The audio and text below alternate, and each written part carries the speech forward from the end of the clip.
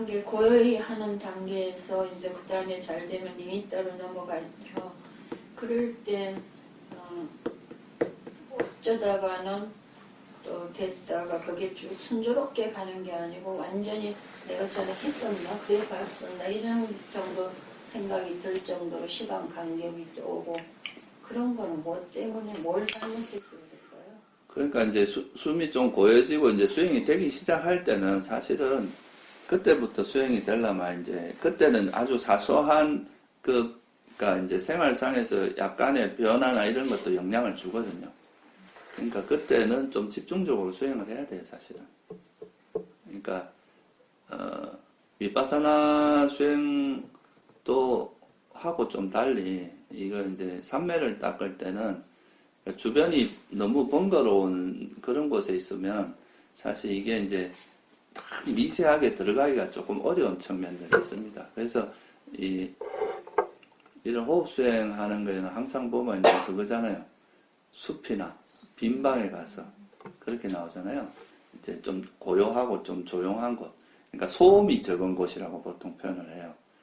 그러니까 그냥 이래 약간 이런 아주 기본적인 생활 소음 같은 거는 괜찮은데 뭐 예를 들어서 차가 막 왔다 갔다 한다거나 뭐 이렇게 뭐 우마차, 사람 소리 이런 게 많은 곳에는 방해가 되거든요. 그것도 이제 리미터가 만약에 생기고 그 정도 되면 이제 그때는 마음의 아주 사소한 변화에도 이게 영향을 받거든요, 이게. 아주 섬세한 수행이에요, 이거는. 그래서 이제 그럴 때는 좀 고요한 곳에서 집중적으로 할 필요가 있죠. 그리고 제가 느끼는 거는요, 수행이 좀 안정적으로 되려면 절대 체력하고, 그 다음에는, 생활 환경이든 사람한테서 받는 스트레스가 없어야 되겠다. 두 가지가 수행의 기본 조건이 되는 거예요. 아니, 그러니까 그게 다 뭐로서 커버되느냐 하면 지혜로서 커버되는 거예요. 그러니까 이제 생활 환경은 이제 도량이라고 하는 거는 이제 장소니까, 그거는 이제 그런 장소를 필요한데, 사람들한테 스트레스를 받는다는 것 자체가 벌써 그 대상의 마음이 흔들린다는 거잖아요. 그죠? 예. 그러니까 그거는 이제 지혜의 힘이 강한 사람들은 그런데 영향을 안 받거든요. 지혜가 쌓이기까지는 가능한 피하는 게 최선인가 싶더라고요. 아니, 꼭 그렇진 않아요.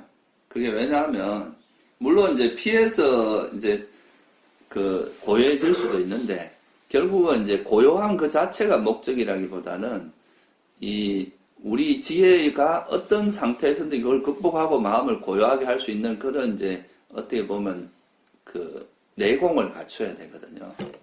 그래서 이게 이제 지혜가 없이 이런 수행을 하면 되게 환경의 영향을 많이 받아요. 지혜가 없는 사람은. 조금 이래 좀 주변에 어지러우면 거기 마음이 확 휩쓸려 버리고. 그런데 이제 이런 번뇌를 다스리는 그런 지혜가 있는 사람들은 그런 거 영향을 별로 안 받거든요.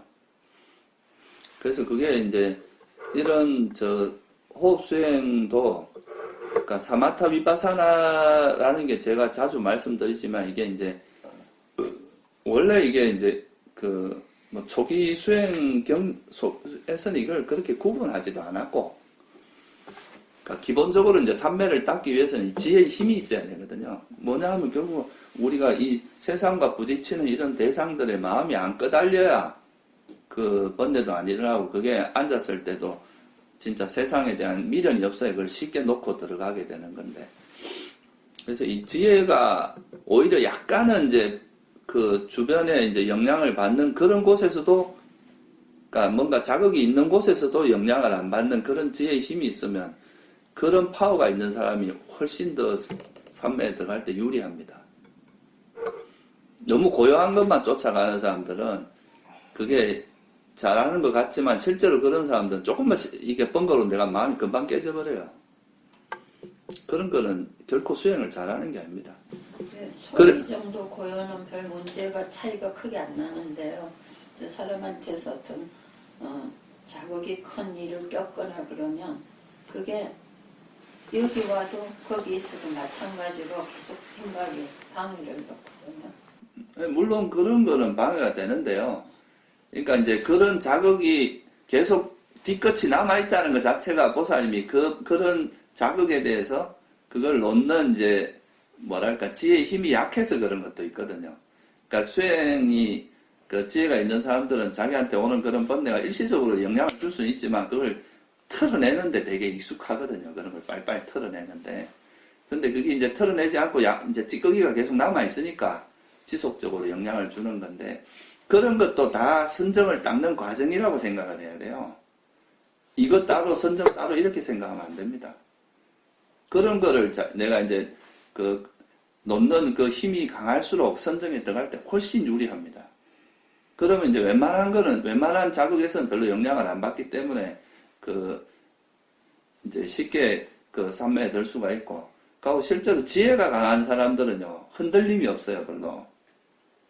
어떤 상태에서도. 근데 지혜가 약한 사람들은 그냥, 예를 들어서 막 억지로 이렇게 막 환경을 만들어서 이렇게 고요함을 유지하려고 하는 이런 상태에서는 누가 요렇게 있으려고 하는데 누가 딱 방해를 하면 엄청 짜증나거든요, 이게.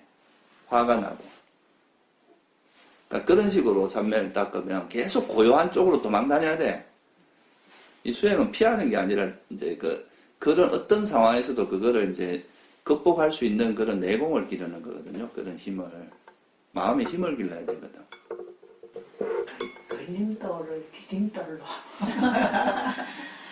영어는 쉬운데 그 내공은 복이 없으면 그것도 좀 딸릴 것 같아요. 아니, 그건 복하고 관계없어요, 보사님. 그건 복이 아니라, 자기가 이제 그걸 해나가는, 복이라는 건 환경적인 측면이지, 실제 마음하고 직접적인 관계에 있는 게 아니에요.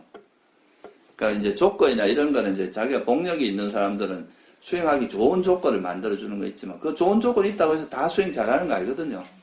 스님들이 다 추가해서 나름 제가자들보다 좋은 환경이 있다고 다 잘하는 건 아니에요. 근데 그런 게 있어, 이제, 그런 공덕도 분명히 이게 이제 좋은 토양을 만들어주기 때문에 서포트 해주는 게 있지만, 결국은 그 수행을 이끌어 나가는 건 그 수행을 끌고 가는 그런 노하우 같은 거예요. 그런 지혜.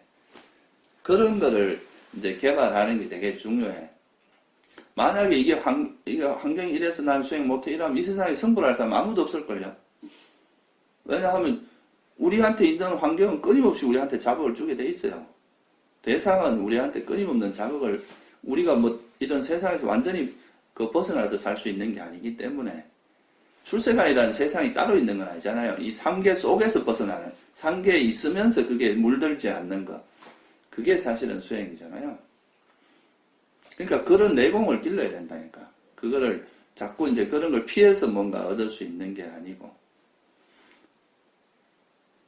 그리고 이제 보통 그렇잖아요. 내가 어떤 물건을 들 때도 내가 되게 들기 쉬운 거를 그냥 맨날 드는 거는 사실 근육이 별로 안 키워지거든요, 그게.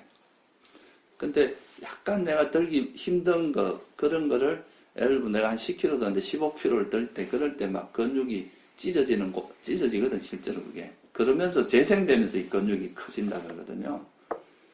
그러니까 그런 것처럼 우리 마음도 내가 이제 쉬운 대상만 아니라 약간은 어려운 대상이지만 이제 그걸 극복하는 과정에서 생기는 거죠. 물론 이제 자기 수준보다 너무 센 게 오면 사실 이 버티기가 좀 힘든 건 있어요. 그래도 어느 정도 이제 그런 것을 피하기보다는 이제 직면해가지고 그런 것들을 이제 극복하는 이제 훈련을 좀 하는 게 실제 이제 장기적인 수행에서 보면 그게 훨씬 유리해요. 안 그러면 죽음 앞에서 여여할 수 있겠어요? 그 정도 일반적인 세상에서도 막 흔들리는데 죽음 앞에서 마음이 안 흔들릴 수가 있나? 무슨 내공을 기르는 걸 윗바사라는 말씀하시는 거죠? 생활에서는. 아니, 보사님, 이게 사마타 윗바사나가 따로 있는 게 아니라니까. 일상에서 내가 오장애를 버리는 거, 그것도 다 수행의 연장선상이라니까요. 그러니까 그게, 그런 것이 다 이어져서 그 어떤 오장애를 내가 이제 쉽게, 전에 제가 그 말씀을 드렸지만, 예를 들어서 내가 오장애라는 것이 일어났을 때, 그걸 어떻게 하면 버릴 수 있고, 이거를, 가고 이제 좀 더 나아가면 이걸 어떻게 예방할 수 있고, 이런 지혜가 있어야 일상에서도 그렇고, 앉아서도 그렇고, 그게, 그런 지혜의 힘이 이제 이런 산매도 들게 하고, 일상에서도 평온한 상태를 유지하게 하는 거잖아요. 그게 꼭 앉아서만 얻어지는 게 아니라 일상에서도 그런 노하우가 생길 거 아니에요. 자꾸 그런 거를 이제 알고 버리다 보면. 그런 것이 이제 누적돼서 지혜가 이제, 내가 오장애를 버리는 노하우가 있으니까 어디 가도 내가 그거를 컨트롤할 수 있고, 내 마음을 어떻게 해야 이제 내 마음에 그런 거에 번뇌가, 장애가 일어나지 않는 노하우가 있으니까, 그런 걸 잘 컨트롤하면서 이제 하면은 내가 어디 가도 편안한 상태가 되는 거죠. 꼭 수행터에 와서만 행복한 게 아니라 내가 있는 어디 가도 그런 편안한 거, 이런 게 이제 진짜 수행을 잘하는 거예요. 지혜는 그러니까 지혜가 있어야 마음이 안정이 됩니다. 이 지혜라는 거는 그러니까 쉽게 잘 안 없어지거든요.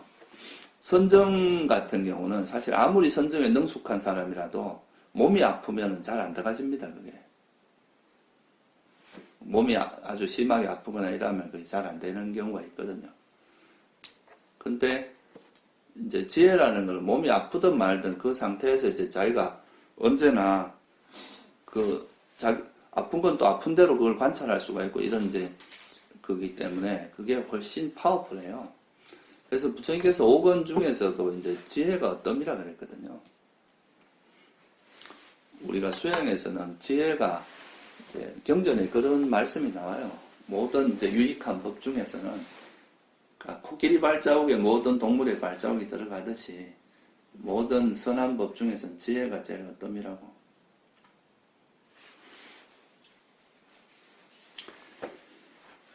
사마타 그러니까 이제